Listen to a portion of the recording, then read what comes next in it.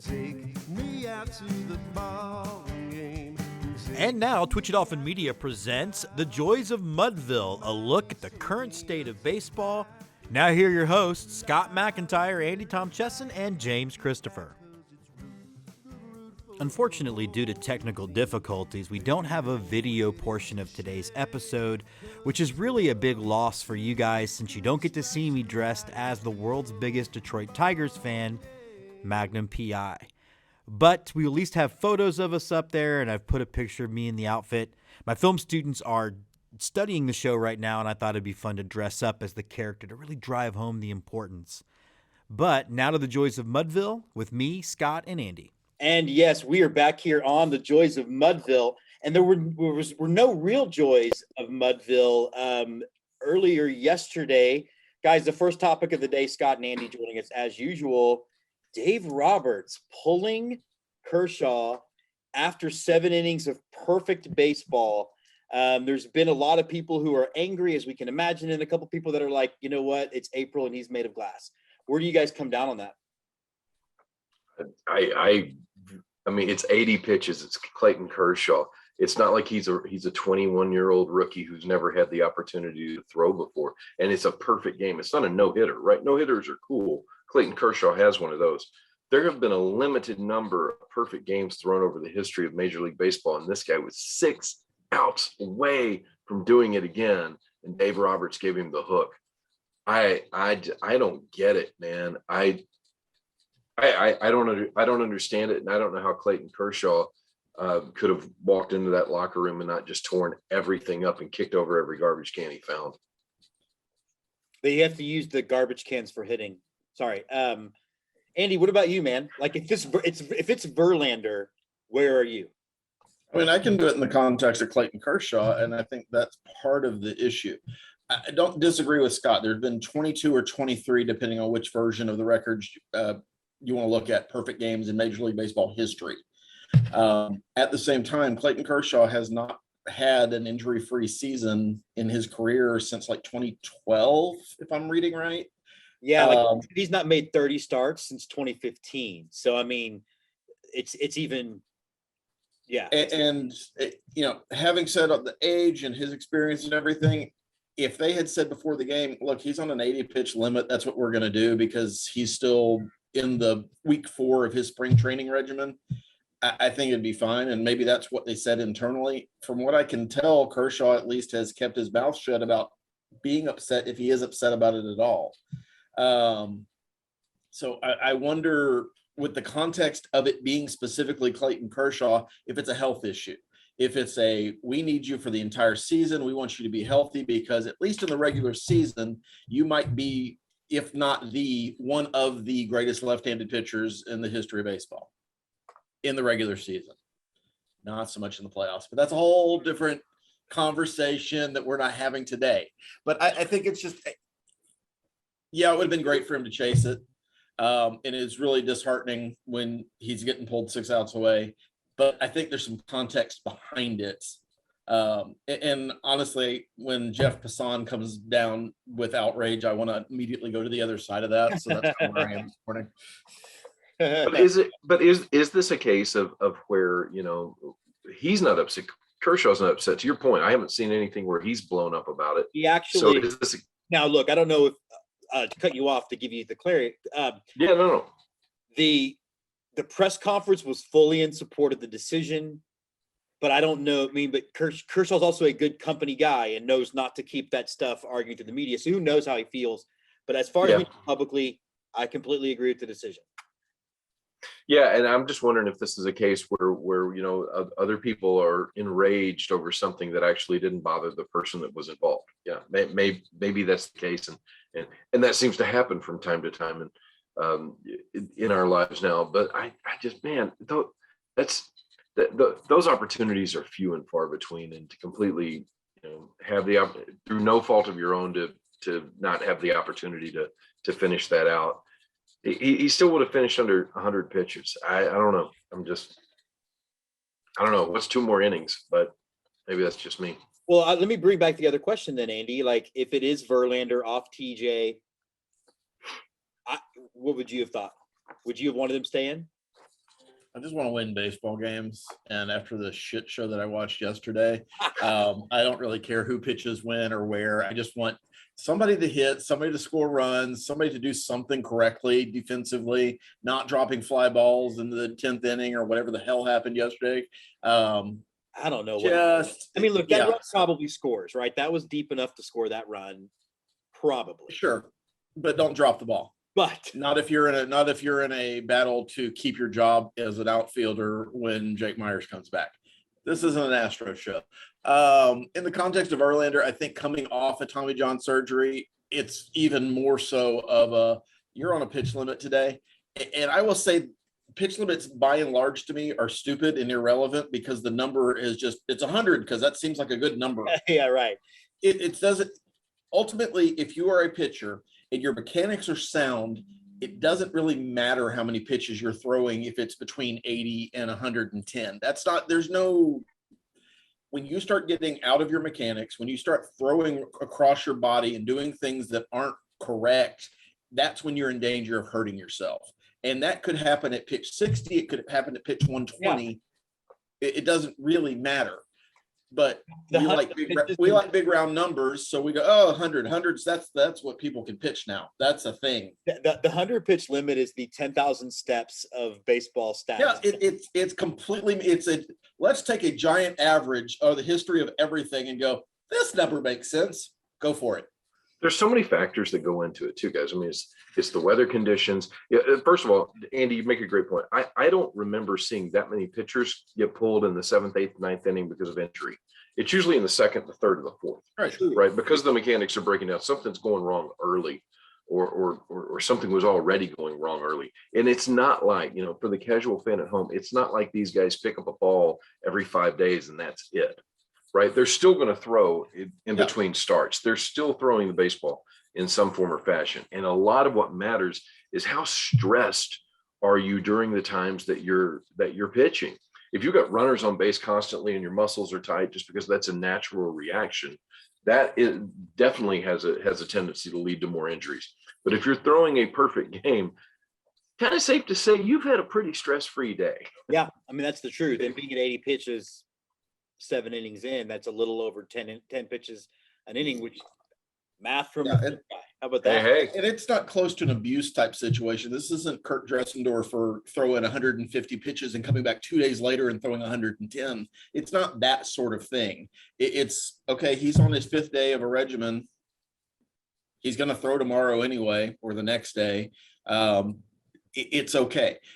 Having said that, I don't have any idea of what all Clayton Kershaw's medical concerns are. And he's a $30 million asset for the Dodgers. Yeah. They're going to protect him, and that's their right to do so. And if he's not upset about it, I don't really understand why a lot of other people are. That I think that's a key thing. And also too, Scott, I mean, I would think a guy that's been doing this for this long probably knows his body and is like, I either have it or I don't. And I think he's probably veteran enough to not push it. Yeah, and I think you touched on a good point about him being a company guy. I think that has more to do with it than anything else. Nobody can convince me that if Dave Roberts would have looked at Clayton and said, I knew we were going to do 80. You want to go out there and get this next inning? That Kershaw would have said, no, I don't want that. Now, maybe that happened, but I can't envision a pitcher of his talent and the historical success he has not wanting the ball. Yeah, it seems like I would have given him the ball and even like the first walk, he's out of there. Like I'm not pitching agreed. Hitter, but a perfect game is, like you said, Andy, 22 to 23 of them. That's history. Sure. And you've got everything else. You've got no hitters. You've got a World Series. But like many things in the world, we get 10% of the information we need, and we just fly off on outrage on the other unknown 90%. And that's kind of where I feel like this whole thing is right now. Would it have been super neat to see? Absolutely. Would I have flipped over from whatever abortion I was watching yesterday with the Astros playing? Yes, I would have. Because it's history. I would have loved to see it, but it didn't happen. Just like if he had given up a hit in the first inning, it didn't happen. So You seem really upset still about the botched 3-6, 3-2, 5-1, 7-9 Who have I left out? 4, 5, 2 rundown that didn't happen. All Turned into catcher's interference. But see, that's my problem. Somebody smarted off the answer. For those that don't know, there was a bit of a pickle in the Nationals Braves game 2 days ago, and runner got caught in a rundown between third and home, and it turned into a circus because the Nationals evidently don't know how to execute anything, which is by and large why they're going to be a horrible team this year. It ended up somehow with Juan Soto coming in from right field and tagging everybody that he saw with the bag. It didn't matter because catcher's interference. My whole point on asking the question, though, was if you're scoring, you have to keep track of that stuff while it's happening, because there's no way you could keep up with the 13 throws that happened to get to the catcher's interference. Yeah, there was an official score somewhere that when that got called catcher's interference, he looked at his paper and went, God, my job just got easy. CI2. Thank you. I'm out of here. Yeah. But although I do got to give credit, and I don't remember the names off the top of my head, but the sort of lob hit by pitch, pretend to be, that was great. It was just a little levity in the sport that I like, because I think basically baseball is nice. I'm just glad that Angel Hernandez wasn't behind the plate, because he would have thrown somebody. He'd have rung a ball. Intentional. I think he should have walked up to the mound, hugged him, and then gone to first. I think that would have been the ultimate like thing. All right, so next thing to talk about, Andy, I'm not going to put you in any better of a mood. The Houston Astros have a batting average as a team, and I know batting average, not supposed to talk about it, but we're old men, so we are. They're batting .218 as a team. Woo.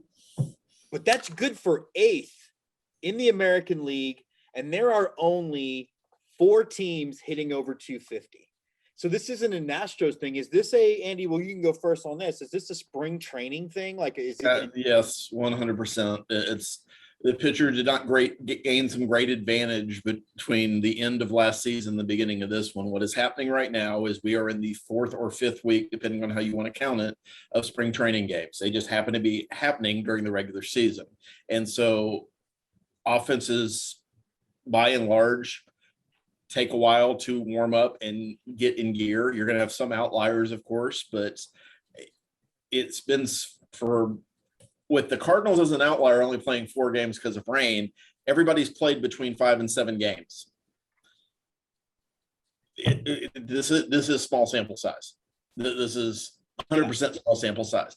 But what you're seeing overall is just we're still getting in gear of playing every day, 9 innings a day. With the Astros specifically, I could say it has not helped that they haven't had their real lineup except for the first 2 games of the season.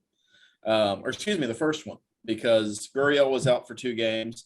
Alvarez has been out for the last 2 games. Yeah, and Dusty Baker is playing his new son-in-law, I guess, Jose Siri, as much as humanly can. Boy, we're going to give him credit for anything goes wrong, and we're going to just ignore everything that he does right, or vice versa. Whichever. No, I agree with you, Andy. I think it comes down to spring training. It also, at this point in spring training too, you don't always have, you may be throwing a starter out there who's going to be doing AAA, or be a spot starter, trying to figure out who's going to round out your roster. And so hitters have a better opportunity to get timing down. You'd rather face a guy that may start off in Memphis than a guy named Max Scherzer, for example. And that's just where it's at. Things will come around. And besides, batting average doesn't matter, right? 218. What does that mean? Doesn't matter when you hit the ball. Like they're hitting. It was like the 4th best run differential. So I guess you're right. I don't know. Did you guys see that over the weekend there were as many strikeouts in the major league as there were in like 8 combined seasons for Tony Gwynn? Tony Gwynn, yeah. Well, but that speaks to what we've been talking about for a long time, where the game just isn't what we grew up watching, and it's not as much fun. It just isn't. Well, how many true outcomes are there supposed to be? 1, suckitude, and that's the one true outcome. Ultimately, when all you're trying to do is hit home runs. Yeah, who's the? Oh gosh, I have to look this up. There's someone, I believe, is it with the Phillies? He's a rookie this year. He's made contact every time he's come to the plate. No, it's not the Phillies. Guardians. Yeah, it might be the Guardians because it's somebody. He's keeping that like I think it's Cleveland and they're batting 308 because of that guy. Yeah.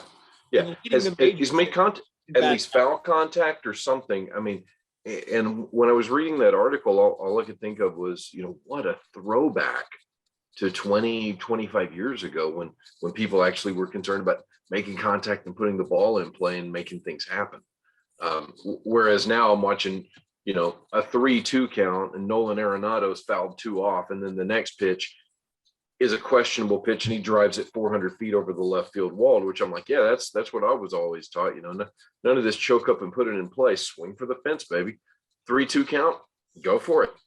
But Mr. Arenado makes a lot more money playing this game than I ever did. So there's a reason. Or in the crazy example of the Astros Diamondbacks game yesterday, it went to extra innings. Guess what the Diamondbacks did? They bunted a runner over from second to third. So they had a runner in third with 1 out. Guess who won the game? Little things. Little things. But Hank Aaron would have never bunted in that situation. That's not true. Hank Aaron would have bunted.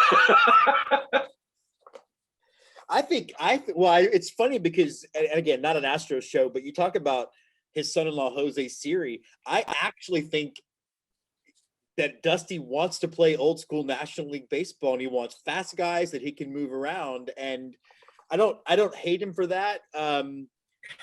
It does seem like it makes for lazy baseball to wait for the true outcomes. Well, I'm fine with wanting speed if the speed guys actually play defense, because that's the piece that's missing with that particular player. It's a ball in the air, 50-50 ball. This isn't football and there's no defensive backs. There's no reason for dropping it. That's tough. I'm going to come and I'm going to circle back, and it's Stephen Kwan, who and he has finally swung and missed just yesterday, but he set a record. He made it to base 18 times in the first 5 games to open a season, which was a number that hadn't been done since 1901. Wow.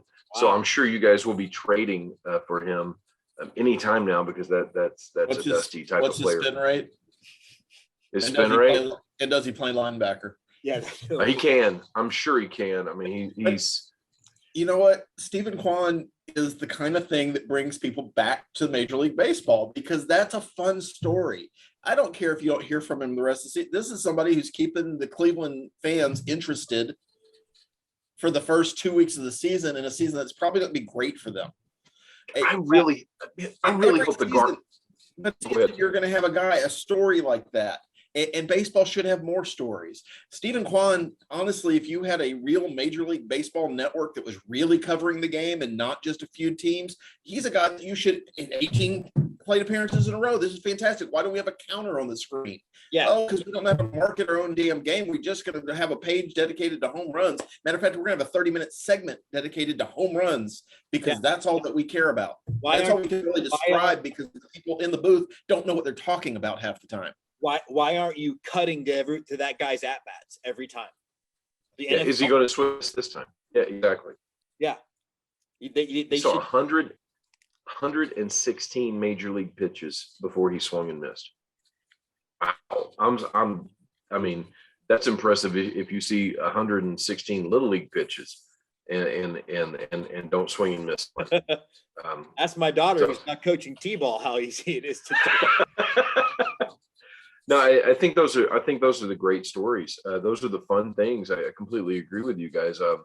I would love to see more of that. I would love that that's not such an anomaly, and that we have more players like that putting the ball in play.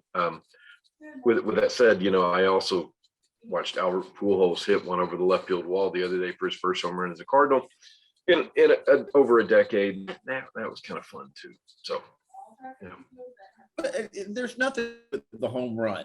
There's nothing wrong with that, that offensive approach necessarily for specific players. The problem becomes when your entire team has that approach, and that's the only approach they have.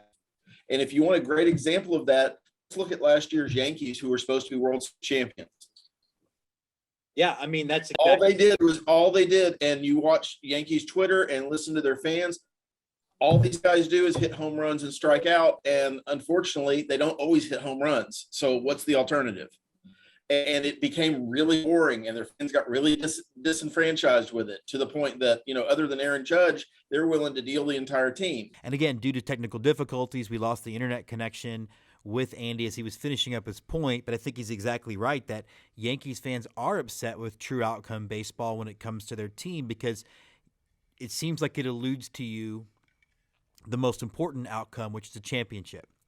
We will be back next week, hopefully with much better internet, to discuss everything going on in Major League Baseball and college baseball. We'll see you then.